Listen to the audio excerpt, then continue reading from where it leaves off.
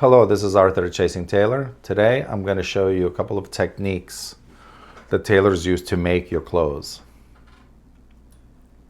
Now, when I say tailors make your clothes, nowadays your clothes are made in factories. Pre-industrial revolution, there was a tailoring shop on every block. Shoot, there was probably 3 tailoring shops on every block, because the way clothes were made back then is all by hand. The sewing machine was invented probably 1850s or so. But I'm sure that the handmade clothes carried on for quite a while, even after the sewing machine was invented, because old habits die hard. Now, after the Industrial Revolution, the clothing that you buy was made in huge factories, so some of the nuance disappeared from clothes. What they do now, let's say back in the day, each country, each region had its own signature thing, if you will. British suits, and in British suits from different parts of the country even, or Italian suits from different parts of the country. Maybe the British not so much, but the Italians, certainly the Neapolitan suit and the Milanese suit are quite different. So there was a lot of nuance per region. But after the Industrial Revolution, the only people that carried on nuance are the fashion designers, who didn't do it for, the old tailors. They were competing with 3 other tailors on the block. So they wanted to make the most comfortable yet amazing looking suit, so that all the people would go to their shop to get it made. So that there was a lot of development, and tailors were wizards at developing how to make the suit move with the body. And the modern suit is a very stripped down, watered down version of what they used to make back then. They're almost cookie cutter. So this is one of the reasons people have to bring it into tailoring shops like my shop to get them tweaked to the customer's body, because they're generally just they're sort of I don't know how to describe it. It's a sort of an incomplete version of the garment. It hasn't been quite perfected to the wearer. So that's why tailoring shops like mine have customers. So what we're going to start with is a flat piece of fabric. It's a two-dimensional piece created by stringing threads that are going this way and threads that are going this way. They're interwoven. Weft and warp, it's called. And when you get a flat piece like this, when it comes on a bolt of fabric, there's usually the selvages on either side where it doesn't fray. And when you cut a garment, you cut it so that a particular, it's the way you cut each piece, the grain of the fabric has to go in a particular way. Otherwise, it's not going to move or drape correctly, or aesthetically pleasing. So this is one of the things that tailors have to consider. So when you have a piece like this, if you pull it this way, it's pretty taut. And if you pull it this way, it's pretty taut. But if you pull it this way, it's got a little give. And that is called the bias. Because you're not, the threads that are going this way and the threads that are going this way are holding the garment from moving around. Nowadays they put elastic stuff in fabric. God only knows what they put in fabric now. You really should look, just scratch the surface of what kind of what they put in fabric nowadays, because you know, we have to wear it, and clothes does wear off on your body a little bit, and you're breathing in some of the fumes that come off it. So if you're wearing clothes that are made from petroleum, some of that stuff goes into your body, and it affects you definitely in detrimental ways. So just look into fabrics and how a human should really only wear natural fabric garments. It's a whole other story. So each direction of the garment is used in different parts on the body. Because if we're talking about men's suiting, what we're trying to achieve is a beautiful, straight drape. We don't want any extraneous folds happening. It needs to be almost like it should really look flat and seamless. And that's what a fine tailor tries to achieve. And if you're wearing a suit that has all sorts of folds and drapes, and if the designer says, oh, well, the trend is that it's all drapey and foldy, I think that's a cop-out of someone who doesn't want to take the time and make a suit that actually fits the way a suit should. So when you're making a pair of pants,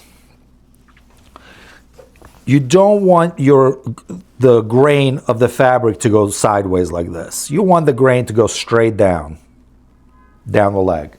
It's the same thing with the jacket. So when you have this grain going down the jacket this way, you run into situations like this. And this is where the artistry of making garments out of flat pieces of fabric comes in. So the tailors have a couple of different tricks up their sleeve. One is, it's basically just, it's just a straight seam, but it can create a lot of great things.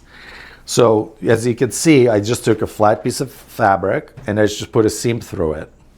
And I did it on a slant just so that you can see, you can create, just by slanting it, you create a cylinder. Now we have a three-dimensional object that can go up here, and you can see that it's because the arm is bigger here and smaller here. That's why that slant makes sense. Sleeves are a lot more complicated than this on jackets, but will give you an idea of how to achieve certain shapes with just simple techniques. When you sew something like this,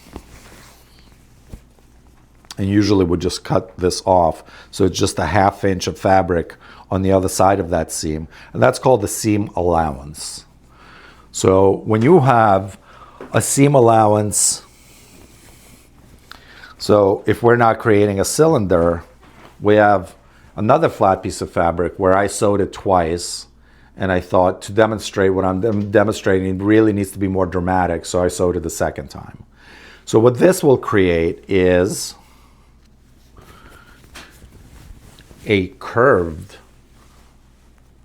structure out of two-dimensional fabric. And you can use it for all places that have curves. You can use it in conjunction with other curves. So when you cut this off, if it's a small curve, let's say if I sewed it half an inch from the edge here, it would be called a dart. But this is a full-on curve manipulation. This looks like it could be a good curve for a hip on a skirt and things like that. So that's another trick that tailors use. So what I'm going to show you here is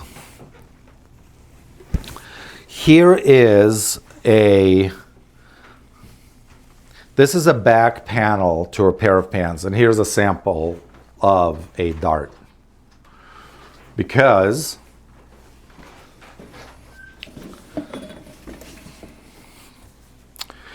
when we apply it to this is obviously, this mannequin is a lot smaller than the person who these pants are going to be made for.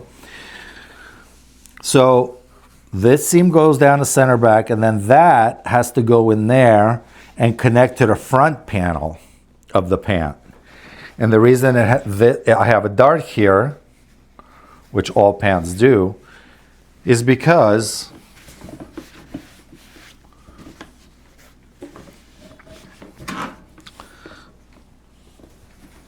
the butt, it has a curve.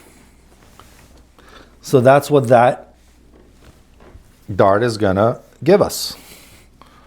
It's gonna go around the butt, so that at the end, when we're done with it, it's gonna be a perfectly flat looking piece of fabric. So here is the front part of these pants. Now what I have done with these is I started putting in the pocket. This is what the pocket looks like. And you put the pockets in before, let me see how this goes. It goes like this. And like that. So what you get is this, and there is the pocket that goes in here. So this seam, this is the side seam, and it's going to get attached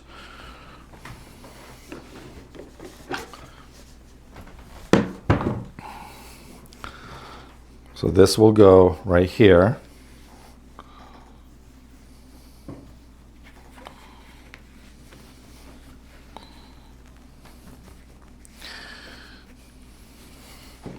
And the zipper flap will go inside. So you see it has a little tail here as well. It goes inside and it gets connected to this on the other side. So your crotch, when in an open version, it looks like this. This shape right here is what you call the rise. And that's what basically it looks like on the inside. I have a piece that has been sewn already. And you can see, so this already has the zipper installed and the waistline installed. So here's the front, here's the back part of the pant, remember, with a little dart. And here's the front part.